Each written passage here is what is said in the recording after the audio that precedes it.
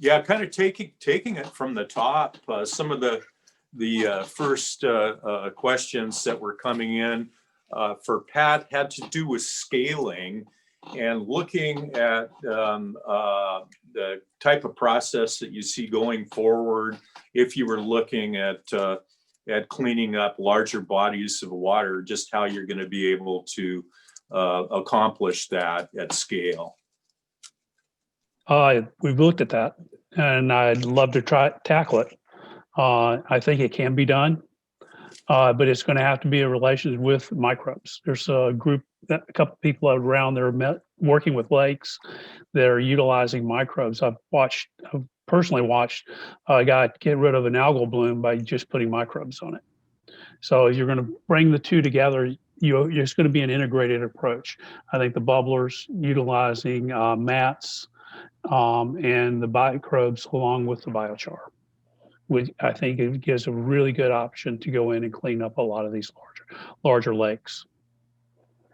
So yeah, yes. have you seen Pat? Have you seen floating treatment wetlands in use? Yes, I've seen those. Yeah. And that would be a great place to hang biochar from the underside of those for that treatment stop. I think it offers opportunity there. I've proposed a couple of projects, but nobody's taken me up on them to go in and clean up waters in rivers and a couple of larger lakes. Waiting for that first project. Yeah, that's great. I mean, our biggest problem with biochar is people understand what it can do. Yeah, it really is, and it's that one of the hurdles that we've had is being able to move things from the laboratory and have meaningful pilot projects happen. And because that one jump is pretty big, but it's a necessary jump, and it's just hard to mimic the natural setting when you're in a laboratory, where it's far easier to do it outside. Yeah, and that's where I think that we have a need here to chase grants. I've been trying to chase them and trying to partner with folks. I'm looking for people to do that with, to try to do more studies and quantify the results that I have. Most of my results, I mean, I've got real results, but I'm doing it on my shoestring. I'd like to find the money to go chase and do bigger projects. Yes, yeah, I understand that.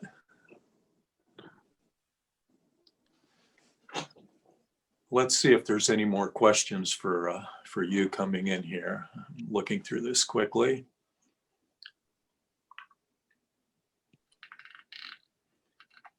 Yeah, I don't see any more for Pat here right now. Yeah, and so Debbie, I really enjoyed your talk, by the way, and I think we're working on a common project. Have you been involved in the projects in Washington State for Scotch broom to biochar? No, I've been involved converting gorse on the Oregon coast to biochar, though. Okay. So, it's kind of the same thing, right? Yeah, it really is. Yeah, and I'm wondering, do you foresee this as being something that is up within the private sector fairly quickly? Because this is going to be brand new, isn't it? Yeah.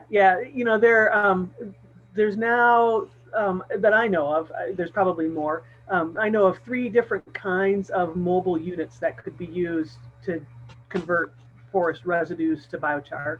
And they're all relatively mobile. Maybe they work at a log landing or on a skid trail or something like that. But yeah, the Forest Service really isn't in the business of doing this work. And so what we hope is that, we can figure out some mechanisms that would encourage people to, that have this equipment to do this work or contract with individuals to do this work. Yeah, I know I've talked to Jim Archuleta some about the oak blight as being a problem down in Oregon, and that we have these different sources of waste streams in forest lands that outside of looking at a use for them, like with biochar, there aren't a lot of options. Like there aren't a lot of options for gorse except for removing it and hauling it off and burning it. And it's the same with Scotch broom here. And so the states have been looking at potential rural development using these plants and using biochar. And I hope we can do that. And hopefully we can get our two states together on this. One of the things you mentioned that there was a question about was the pollution from the process that was being used. And how did you resolve that, having it smoke? You were talking about the demonstration. Mm-hmm. So, so part of the issue with the air burners is really understanding how to load them. And so when we did our demonstration with the Char Boss from Air Burner in Oregon, it took a little trial and error to figure out how to minimize the amount of smoke and particulates that were coming out. But I think it's just a trial and error kind of thing, and maybe it depends on the feedstock that you're working on. But I do think that there are, we can overcome that. I don't think that's as big of an issue. And I think, if you think about the amount of smoke and particulates that are produced when we open burn, I think, those kind of technologies are a lot less. If we don't do anything and we allow forests to burn in wildfires, I think that's another issue for air quality concerns. So, I think we can, those are things that I think we can overcome. How is that being regulated, Debbie? The air pollution? Yes. So each state has their own air quality boards. And so we worked through Oregon to get a conditional permit to work on ours, when we did ours. Because they had a burn ban in place at the time. But every state has their own, and I think we just have to work within each state to be able to figure out what we can do and what we can't do. And maybe it's right now open burning is limited to a small window of time. Maybe we can expand that window with something like an air burner because we don't have as much air pollution or particulates to worry about. Open burning, has its own risks with embers moving into the forest and, creating a wildfire. And so containing it within, some sort of, whether it's a gasifier or an air burner or the carbonator or, any of those mobile technologies, I think, that might be a better alternative than open burning for sure. And we get a product from it. Andrew? Yes, Kim, can you hear me? It's Kim. We need to wrap up by 12:45, which is in a couple minutes. Why don't we just have one more question? And this is for Andrew. I'm sorry, did I say Andrew instead of Howard? Andrew, you mentioned working with mines to take mine waste to mix with biochar. What mine waste is good for this?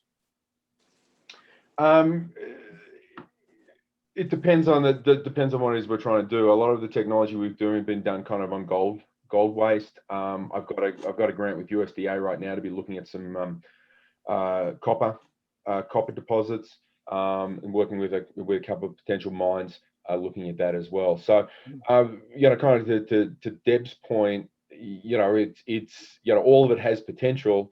It just depends on doing that upfront work to figure out the suitability of the material. Thank you very much, Andrew, and thank you, Howard, for moderating this, and thanks to all of our panelists for an outstanding group of presentations.